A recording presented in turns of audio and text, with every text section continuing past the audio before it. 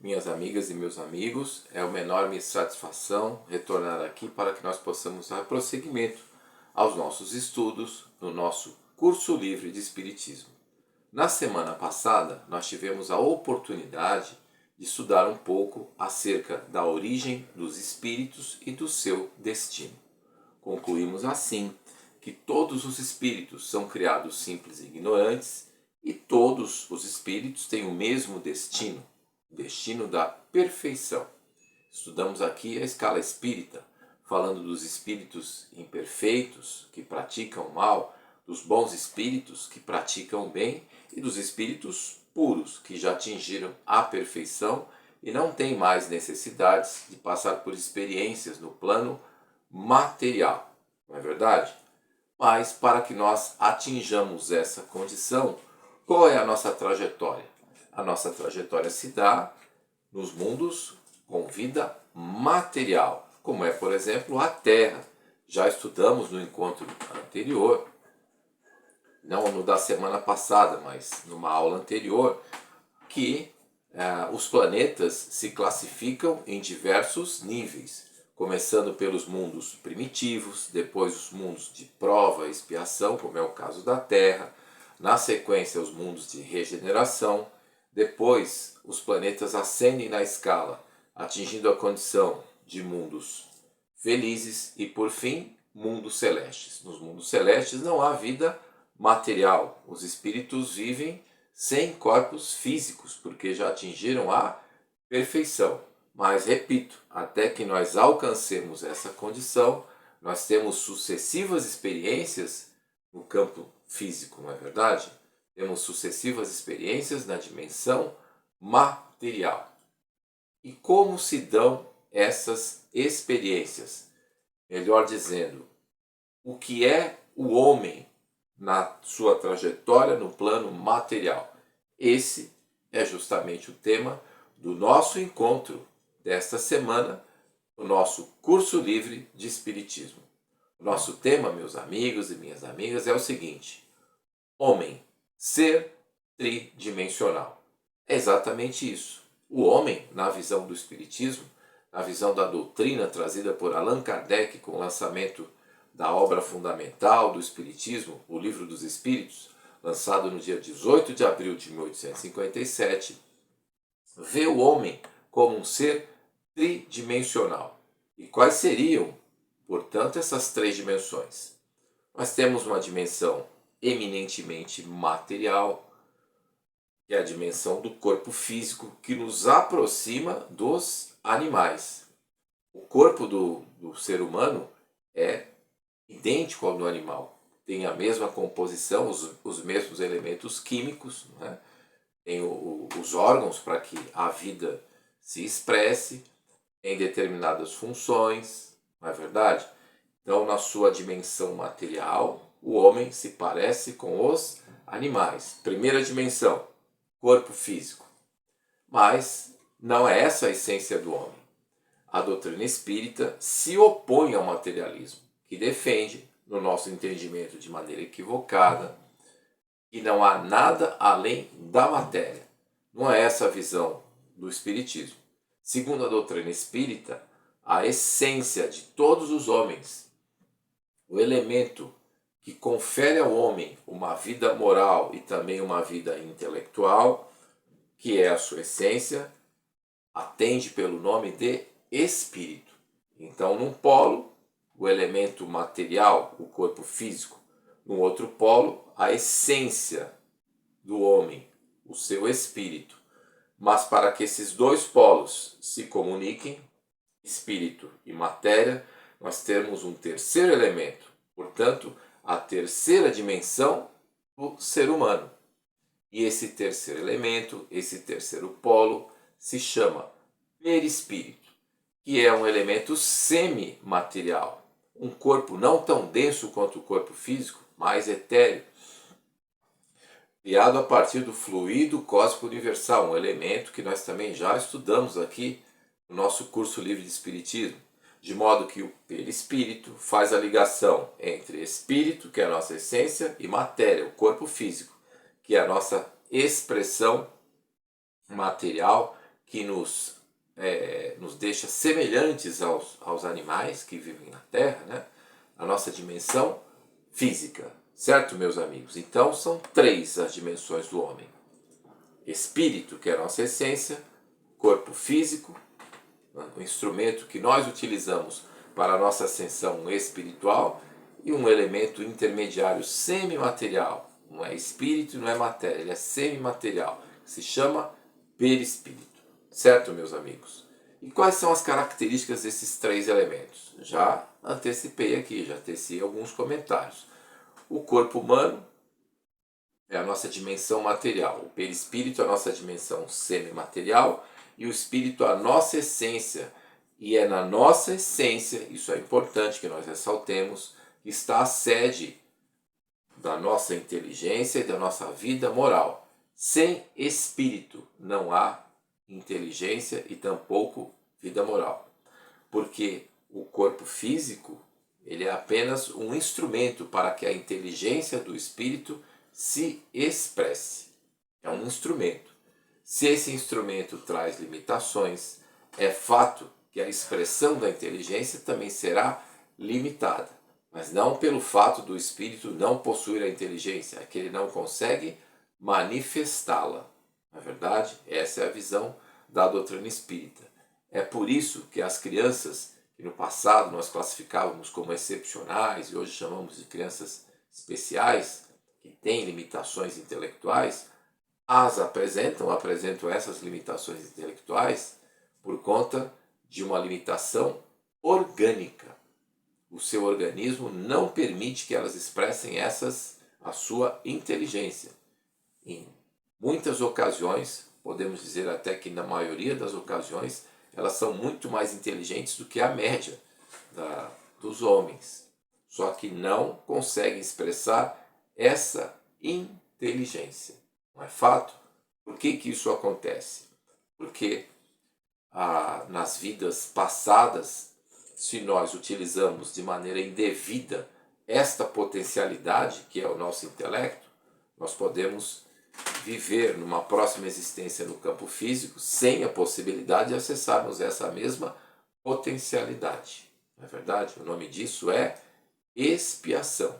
Já tratamos disso também, já definimos aqui no nosso curso livre de Espiritismo o que são as provas e o que são as expiações. As expiações, me desculpem, as expiações são aquelas experiências às quais nós somos submetidos para que nós resgatemos faltas das vidas passadas.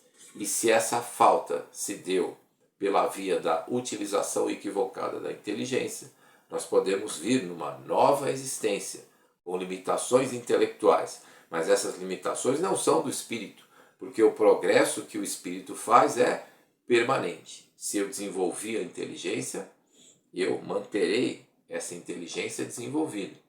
Mas se eu trago na vida física limitações de ordem orgânica, a inteligência pode não se expressar. Vale o mesmo, por exemplo, para a questão da visão. A sede da visão, como de fato a sede de todas as percepções do espírito, como acabei de citar, é o próprio espírito, que se utiliza na vida física do corpo humano, do corpo material, para acessar essas potencialidades, vamos dizer assim. Então, se eu tenho um problema qualquer na visão, posso não ter a visão numa determinada vida física, mas quem vê em última instância é o espírito, porque o espírito é a nossa essência.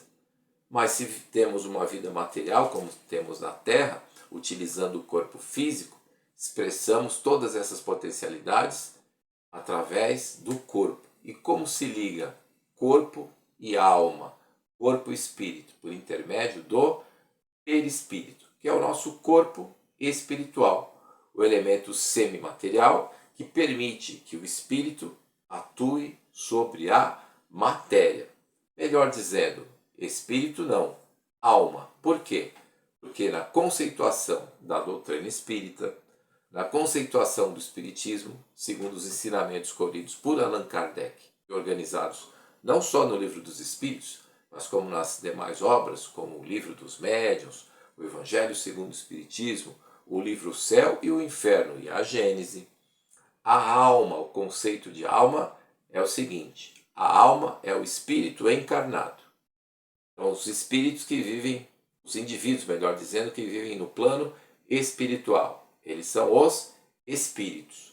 Quando o espírito volta para o plano material e utiliza um corpo físico, ou seja, quando ele está encarnado, nós chamamos o espírito de alma. Portanto, alma, na definição de Kardec, é o espírito encarnado. Assim, o homem tem corpo físico, tem o corpo espiritual que ele preserva, chamado perispírito, e tem a sua alma. E a alma é a sede de tudo. A alma é a sede da nossa inteligência e é a sede dos nossos sentimentos. Mas o homem precisa vir à Terra para que, passando por experiências no campo físico, vá ascendendo na escala espiritual, ou na escala espírita, se nós preferirmos, que nós apresentamos aqui na aula passada. Certo, meus amigos? Quando o espírito, ou melhor dizendo, a alma, se desliga do corpo físico, nós a chamamos de espírito. Ela permanece na sua caminhada, não é verdade? Permanece, mas retornará, como nós vamos demonstrar nos nossos próximos encontros, por várias vezes para a Terra, para que complete a sua evolução espiritual. Meus amigos e minhas amigas, esse ser tridimensional, como é que ele se apresenta? Como é que ele se apresenta? A alma estaria confinada dentro do corpo físico? A resposta é não, porque a alma se projeta. A alma se projeta. A alma, ela tem dois envoltórios. O envoltório perispiritual, que é o nosso corpo espiritual, perispírito, e o envoltório carnal, que é o corpo físico. Mas ela não fica encerrada dentro do corpo físico. A alma transcende o corpo físico. Não é verdade? Ela é envolta por esses dois corpos, o físico e o espiritual, mas ela ultrapassa o nosso corpo físico. Tanto é assim que vale o mesmo para o perispírito, ele pode se expandir, não é verdade?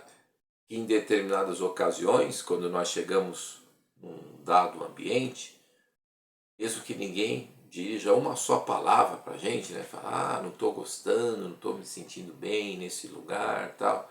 Por quê? Porque o nosso perispírito, ele se expande, não é verdade? E nós entramos em contato com as outras pessoas, mesmo que não haja toque físico, mesmo que não haja troca de palavras, não é verdade? Isso de fato acontece e muitos de nós podemos testemunhar nessa linha porque já aconteceu com a gente, né? Nossa, não estou gostando, não estou me sentindo bem, mesmo que ninguém diga uma só palavra para a gente, não é verdade? Mas o fato é que o homem, sendo um ser tridimensional, necessita de maneira imperiosa priorizar a sua dimensão, que representa a essência, que é justamente o espírito. E ao longo das nossas diversas vidas no plano terrestre, nós vamos superando as influências de ordem material, não é verdade? E vamos dando mais importância para as questões do espírito, reduzindo, portanto, o peso da nossa dimensão material e aumentando o peso da nossa dimensão espiritual, até o momento em que nós não mais necessitemos das experiências no campo físico para que possamos avançar. O fato é que no momento, no atual estágio de evolução espiritual em que nós nos encontramos, nós necessitamos dessas experiências no campo físico, mas ainda assim não podemos de maneira nenhuma esquecer da nossa essência. Somos seres aqui na Terra tridimensionais. Temos o corpo físico, temos o perispírito e temos o espírito, ou a alma, que é o espírito encarnado. E devemos valorizar a nossa essência, que é o espírito. Isso significa dizer que devemos renegar o corpo físico? Não, não é essa a proposta da doutrina espírita. Nós podemos abandonar a nossa casa? Não. O corpo físico na Terra é a casa do elemento espiritual e por isso deve ser muito bem cuidado. O que não significa dizer que nós devemos viver apenas para que possamos, do ponto de vista sensorial, alcançarmos as diversas experiências, não é verdade? Não é disso que se trata. Um exemplo bastante claro nessa linha guarda relação com a questão da nutrição. Não é verdade? Nós não devemos, por exemplo, viver para comer, exagerando. Nós devemos trabalhar com a ideia oposta, que é a de comer para viver. Ou seja, ninguém vai deixar de comer, não é verdade? Ninguém vai abandonar seu corpo físico. Não se propõe que ninguém vire faquir. Não é isso que a doutrina prega. Mas também nós não vamos exagerar. Essa é a questão central, porque nós devemos, na medida das nossas possibilidades, desenvolver a nossa essência. E a essência do homem é a essência espiritual. Então, recapitulando, na visão da doutrina espírita, o homem é um ser tridimensional, espírito e matéria, e um elemento que liga espírito e matéria, chamado perispírito, que é o nosso corpo espiritual. Na próxima aula, na semana que vem, nós trataremos exclusivamente deste terceiro elemento. Já estudamos um pouco sobre o espírito, não é verdade? Falando da sua origem e do seu destino.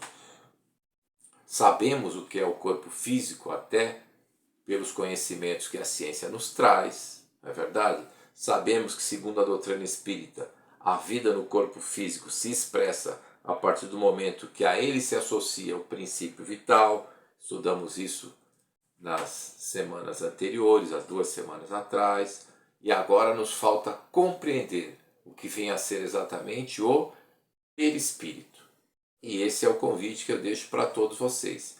Na próxima semana estaremos aqui mais uma vez para que nós possamos conhecer quais são os conceitos da doutrina espírita acerca do perispírito, o elemento que liga espírito e matéria, o elemento que nós preservamos mesmo na vida espiritual. Na vida espiritual, sem corpo físico, o espírito não se desfaz do seu perispírito. É verdade? Mas o que vem a ser exatamente o perispírito, como ele se apresenta, quais são as suas propriedades, tudo isso, meus amigos, nós vamos examinar na semana que vem e fica aqui o meu convite para todos vocês para que nós possamos dar sequência ao nosso curso livre de Espiritismo. E lembro, já fiz isso numa ocasião anterior e volto a fazê-lo. Se vocês tiverem alguma dúvida, não só relacionada aos temas que nós estamos explorando aqui nos nossos encontros, mas qualquer outra dúvida e tenham curiosidade para conhecer a visão da doutrina espírita sobre uma determinada questão, é só enviar as perguntas aí, por intermédio dos comentários, que a gente está aqui à disposição para, na medida das nossas possibilidades, respondermos. Tá bom, gente? Agradeço a atenção de todos e de todas e até a semana que vem. Tchau!